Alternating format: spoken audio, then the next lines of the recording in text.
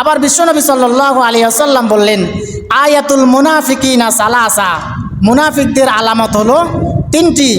এক নাম্বার হলো ইদা হাদ্দাসা কাযাবা, মুনাফিক যখন কথা বলে তখন সে মিথ্যা বলে।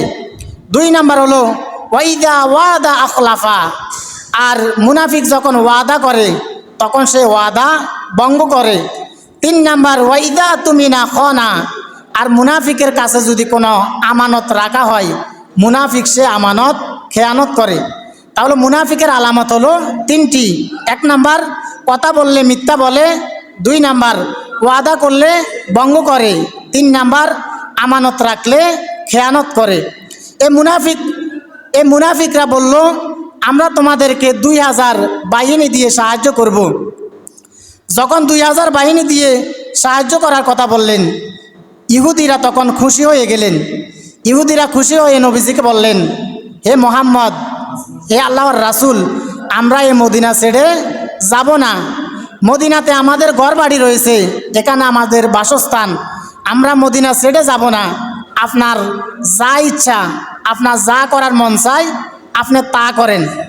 বিশ্বনবী সাল্লাল্লাহু আলাইহি ওয়াসাল্লাম তখন সাহাবীদেরকে নিয়ে ইহুদিদের উপরে আক্রমণ করলেন। ইহুদিদের উপর আক্রমণ করার পর দেখা গেল ইহুদিরা মুসলমানদের হাতে বন্দী হয়ে গেলেন। কিন্তু আব্দুল্লাহ বিন উবাই যে 2000 বাহিনী নিয়ে আসার কথা, কিন্তু দেখা গেল অনেক দিন হয়ে গেছে, আব্দুল্লাহ বিন উবাই তার 2000 বাহিনী নিয়ে আসে না।